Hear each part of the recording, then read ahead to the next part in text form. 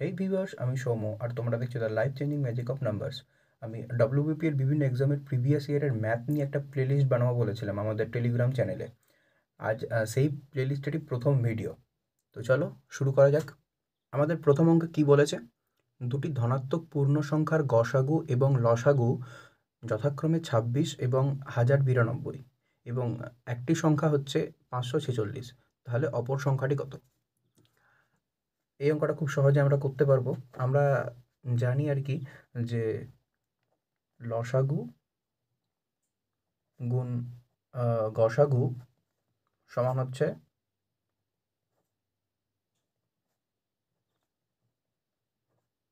সংখ্যা দুটির গুণফল।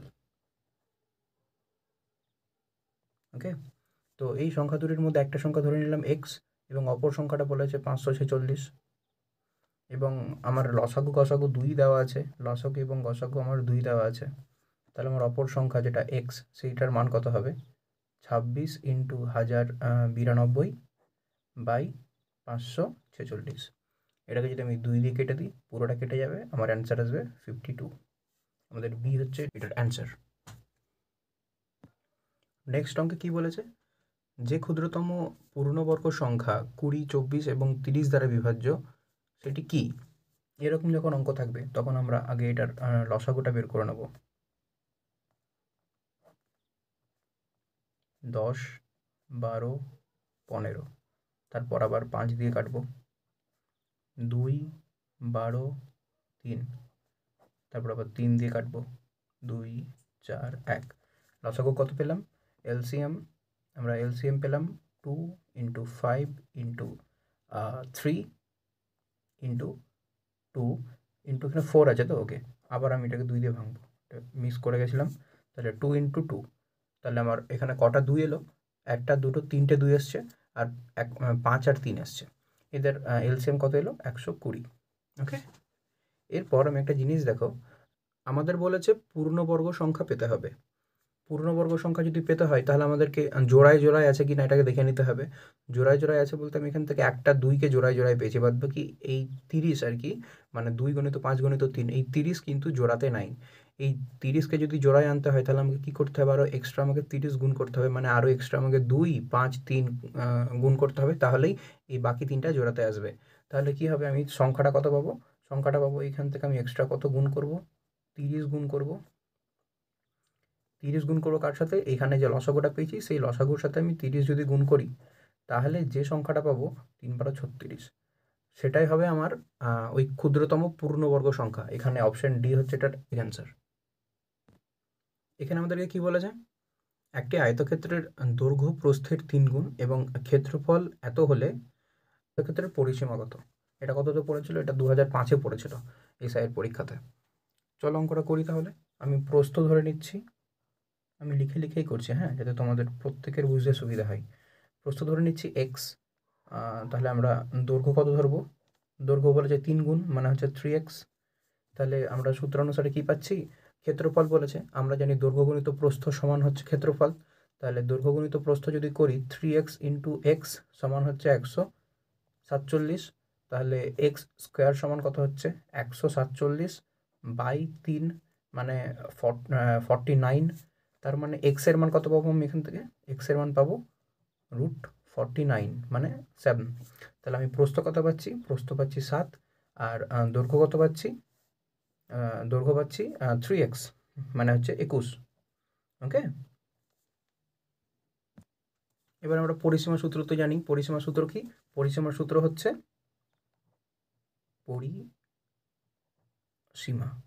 পরিসীমার সূত্র হচ্ছে কি? 2 গুণিত দৈর্ঘ্য যুক্ত প্রস্থ। তাহলে 2 গুণিত দৈর্ঘ্য কত পেয়েছি?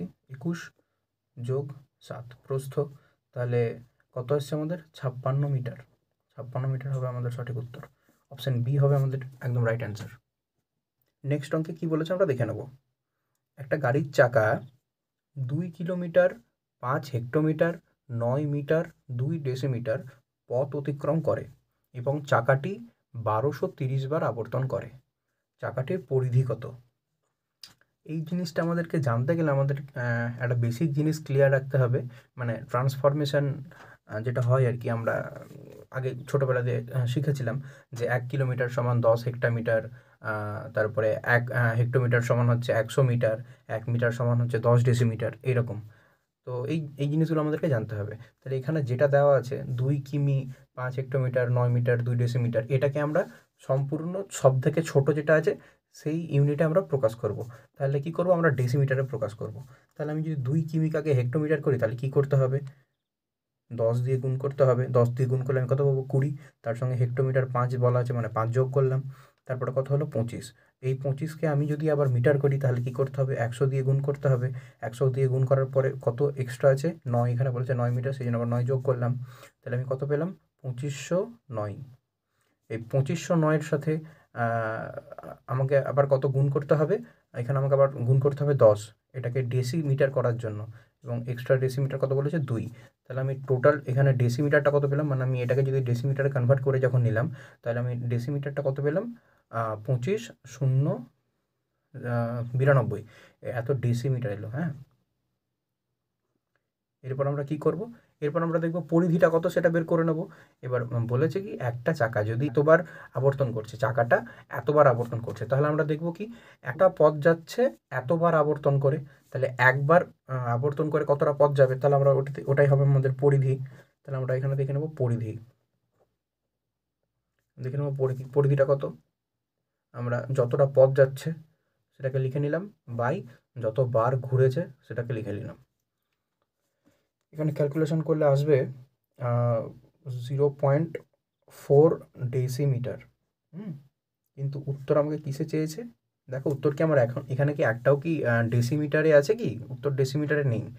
আমি যদি আবার মিটারে কনভার্ট করি, এটাকে মিটারে কনভার্ট করলে আমি কি করব, 10 দিয়ে ভাগ করব, তার মানে হচ্ছে 2 মিটার, পড়ে থাকলো কত, 0.4 ডেসিমিটার, এটাকে আবার যদি আমি সেমি করি তাহলে হবে 4 সেন্টিমিটার। আমাদের অ্যান্সার হচ্ছে অপশান 4 সেন্টিমিটার, মানে হচ্ছে 2 বি। ওকে, আমাদের অ্যান্সার হচ্ছে বি।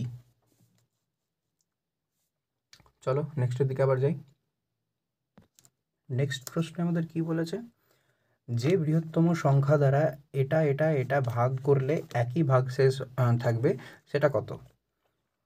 আচ্ছা, এটাকে আমরা একটা সহজ নিয়ম ধরে নিচ্ছি। ধরো আমি এটাকে 1 নম্বর ধরে নিলাম, এটাকে আমি 2 নম্বর ধরে নিলাম, এটাকে 3 নম্বর ধরে নিলাম, এই সংখ্যাগুলোকে। ওকে, কি করব, প্রথমত আমি 2 থেকে 1 বাদ দেব। আমি যদি এখানে 2 থেকে যদি 1 বাদ দিই, প্রসিডিওরটা দেখে নাও, একদম শর্টকাট টেকনিক। 2 থেকে যদি 1 বাদ দিই আমি তাহলে কত পাবো, 125। এরপরে যদি আমি 3 থেকে 1 বাদ দিই, 3 থেকে 1 বাদ দিলে কত পাবো, 600। আর 3 থেকে যদি আমি 2 বাদ দিই তাহলে আমি পাবো 475। ওকে, এদের কি করব, এদের আমি গসাগু বের করব। যদি বের করতে হয় তাহলে আমাকে কী করতে হবে, আমি ওই লসাগুর ফর্মেই ভাঙবো। 600, 475, 125। প্রথমত কাটবো 5 দিয়ে, 5 12, আর এখানে হচ্ছে 5 8 5 9 45, 5 5 25, এটা তো 25। আবার কাটবো 5 দিয়ে, এটা হচ্ছে 24, 19, 5। দেখো এখানে মৌলিক চলে এসছে, তাহলে আর কি আর এটা কাটবে না। যাই হোক, গসগুটা তাহলে আমরা কত পেলাম,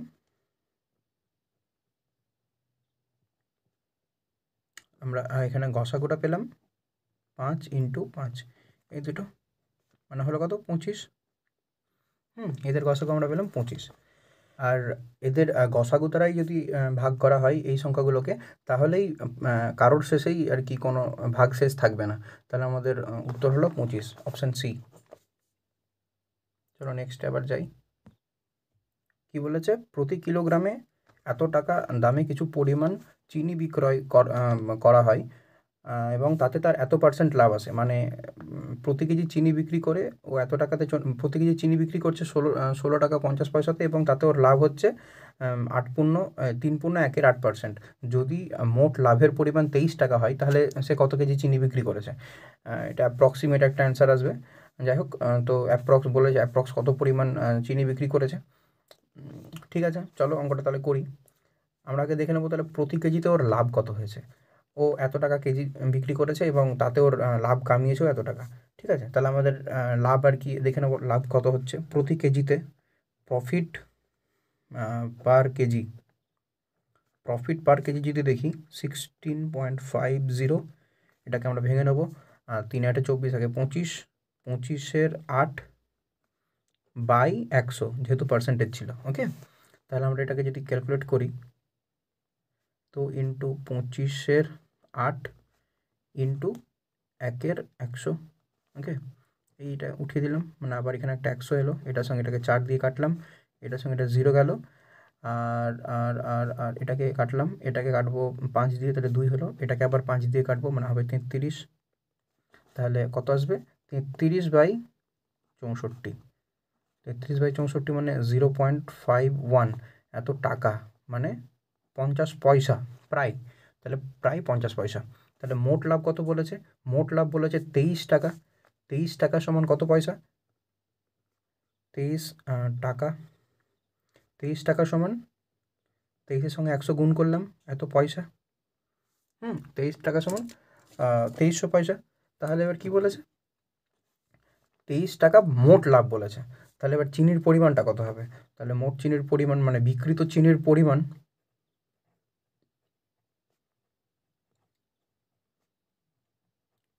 বিক্রিত চিনির পরিমাণ কি হবে, যেটা ও মোট লাভ করেছে সেটাকে কি করব, ওর প্রফিট দিয়ে ভাগ করে দেবো, মানে কত কত মানে এক এক কেজিতে আর কি ও কত টাকা করে কামিয়েছে সেই প্রফিট দিয়ে আমরা ভাগ করে দেবো। তাহলে আমরা মোট চিনির পরিমাণটা পেয়ে যাব। এটা যেহেতু 50 টাকা, তাহলে 50 টাকা মানে আমরা এটাকে অ্যাপ্রক্সিমেট 50 পয়সা ধরে নিতেই পারি। তাহলে এখানে হলো 50, এটার সঙ্গে এটা কেটে গেল, ভাগ করলে কত আসবে 46 কেজি। 46 কেজি, অপশন সি হচ্ছে 46 কেজি। ওকে, চলো নেক্সট অঙ্কে আবার যাওয়া যাক। বলেছে 78 লিটার মিশ্রণে স্পিরিট এবং জলের অনুপাত 7:6। মিশ্রণে কিছু পরিমাণ জল দেওয়ার পূর্বে অনুপাত ব্যস্ত অনুপাত হয়, তাহলে যুক্ত জলের পরিমাণ কত। বাহ, ভালো অঙ্ক। চলো দেখি, তাহলে টোটাল কত বলেছে আমাকে, এখানে টোটাল অ্যামাউন্ট বলে দিয়েছে 78 লিটার। ওকে, আর আমাকে বলেছে স্পিরিট আর ওয়াটার, স্পিরিট এস ধরলাম আর ডব্লিউটা ওয়াটার ধরলাম, এর অনুপাত হচ্ছে এটা।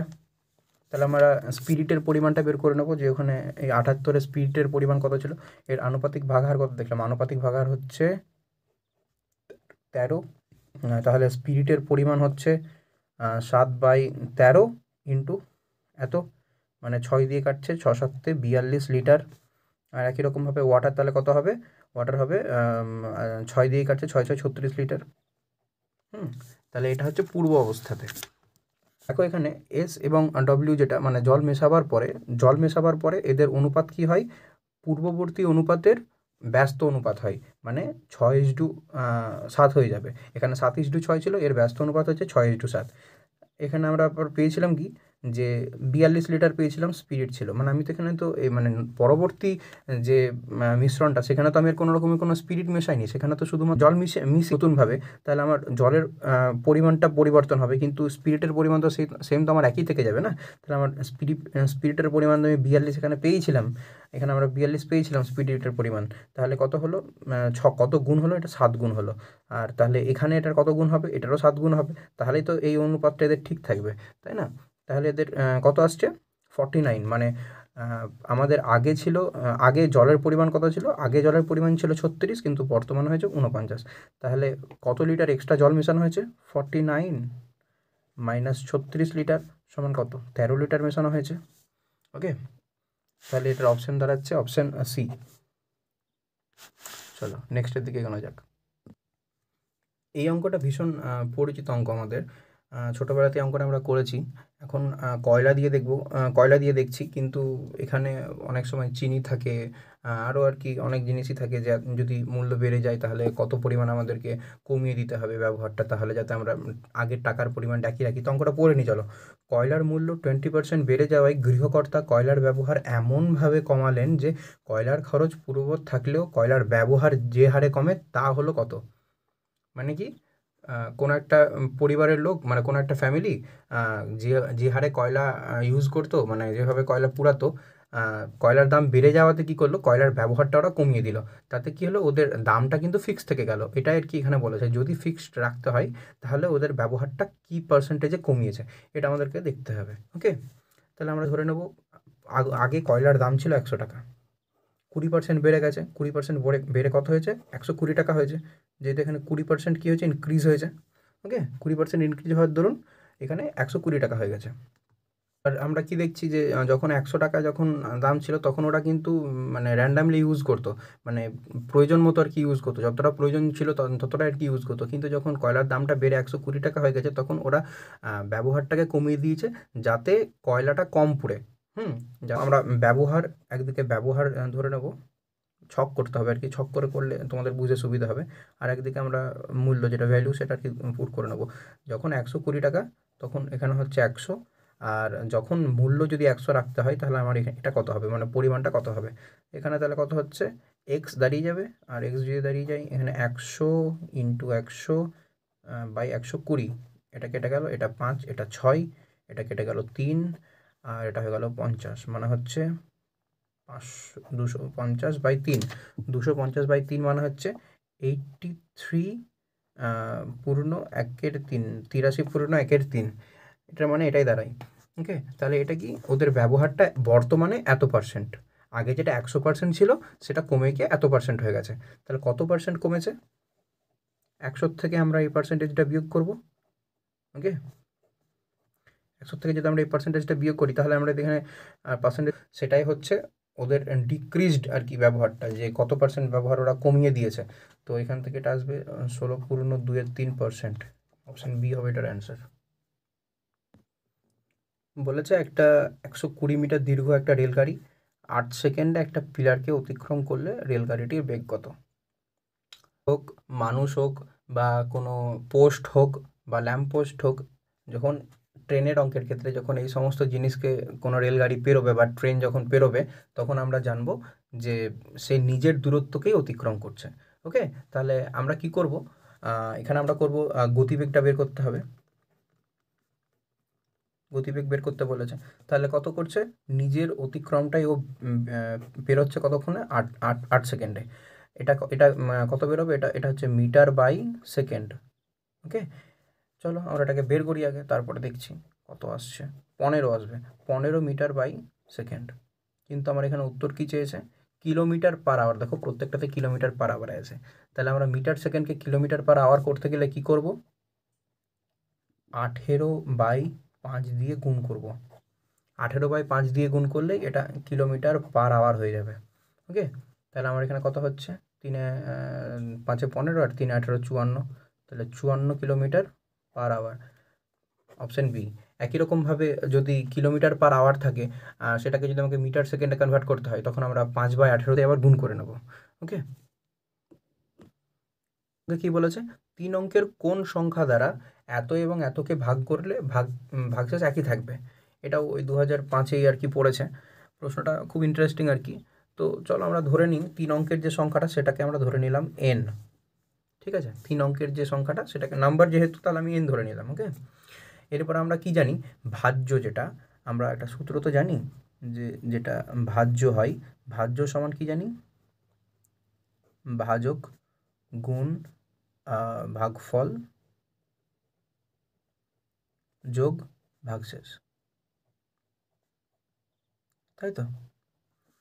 এখানে যেটা ভাজক, এই ভাজকটাই তো এই সংখ্যাটা, যেহেতু এই সংখ্যাকেই মানে আমরা এই 3 অঙ্কের সংখ্যাটাকেই ভাগ করছি তাহলে এখানে ভাজক এটাই হবে। ওকে, দেখো এখানে ভাজ্যটা প্রথম ক্ষেত্রে আমি ব্যাপারটা অনেকটা এরকম, প্রথম ক্ষেত্রে এবং দ্বিতীয় ক্ষেত্রেও এইভাবে আমরা ক্ষেত্র বিশেষে অঙ্কটা করব। প্রথম ক্ষেত্রে ভাজ্যটা হচ্ছে এটা, মানে 2/2 এটা হচ্ছে ভাজক, ইন্টু ভাগফল একই থাকবে, আমি এটাকে ধরে নিলাম এ, কিন্তু সরি, ভাগফল একই থাকবে না, ভাগফল তো আলাদা অবশ্যই হবে। আর আমরা এটা ভাগশেষটা ধরে নিলাম একই, যেহেতু বলেছে একই থাকবে তাহলে এক্স ধরে নিলাম।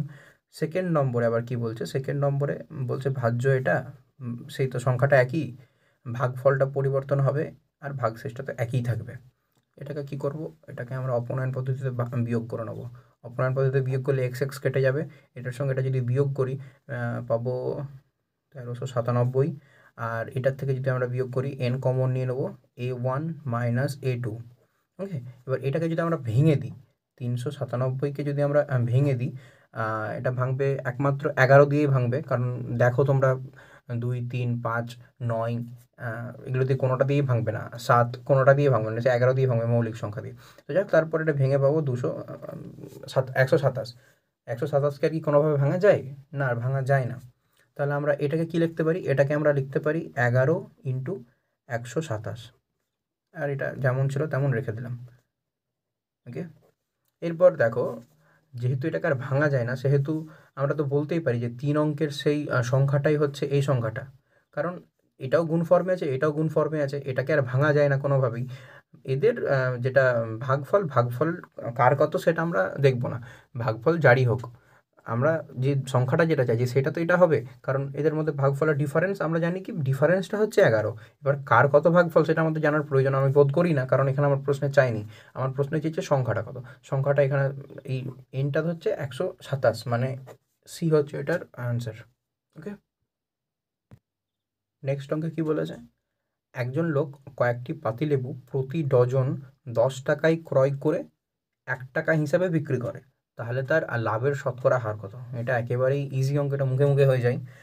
12টা কিনছে 10 টাকাতে, আরও 12টা বিক্রি করছে 12 টাকাতে, তাহলে এখান থেকে ওর লাভ কত বেরাচ্ছে? প্রফিট কত বেরাচ্ছে? 2 টাকা। 2 টাকা লাভ করছে কত টাকাতে? 10 টাকাতে লাভ করছে, মানে 10 টাকায় লাভ করে 2 টাকা, 1 টাকায় লাভ করে 2 এর 10, 100 টাকায় লাভ করে 2 ইন্টু 100 বাই 10, এটা কেটে গেল 20%। ওকে, সি অ্যান্সার। চলো নেক্সট অঙ্কে কি বলেছে? একটা নৌকা নদীর স্রোতের প্রতিকূলে 5 ঘন্টায় 20 কিলোমিটার যায়, এবং স্রোতের বেগ যদি 3 কিমি পার আওয়ার যদি দেওয়া থাকে, তাহলে স্থির জলে নৌকার গতিবেগ কত? এটা একেবারে আমরা ইজি একটা মেথডে করব, মানে নৌকার অঙ্ক দেখে আর কি ঘাবড়ে যাবো এরকম ব্যাপারটা নয়। আমরা একটা ইজি মেথড ইউজ করব এখানে। আমরা অনুকূল এবং প্রতিকূল ব্যাপারটাকে জানবো, যে প্রতিকূল ব্যাপারটা কি।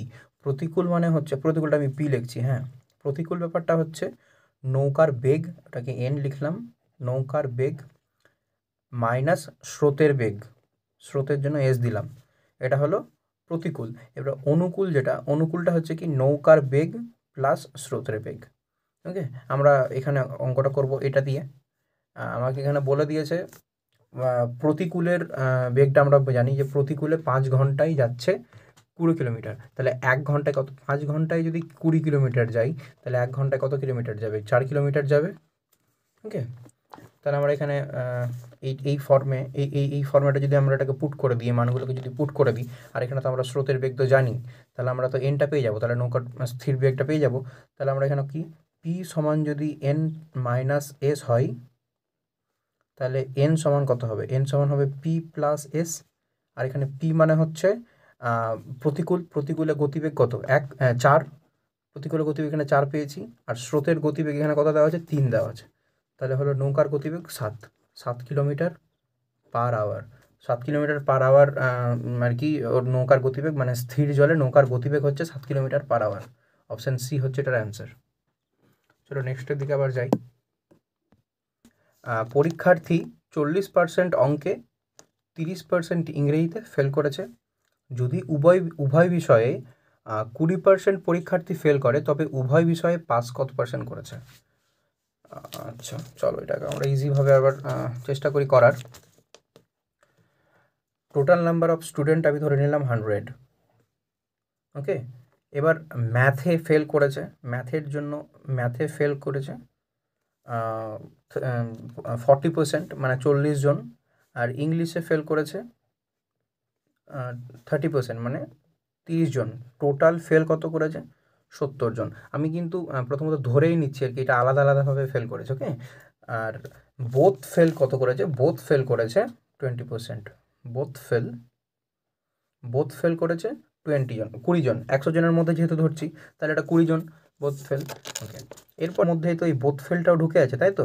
তাহলে আমরা যদি দেখি যে ইন্ডিভিজুয়াল সাবজেক্টে কতজন ফেল করেছে, ইন্ডিভিজুয়াল সাবজেক্টে ফেল করেছে 70 মাইনাস 20, মানে কোনো না কোনো বিষয়ে এই 50 জন ফেল করেইছে, হয় বাংলায় হয় ইংরেজিতে করুক আর না হয় অঙ্কে করুক, কোনো না কোনো বিষয়ে এই 50 জন আর কি ফেল করেছেই।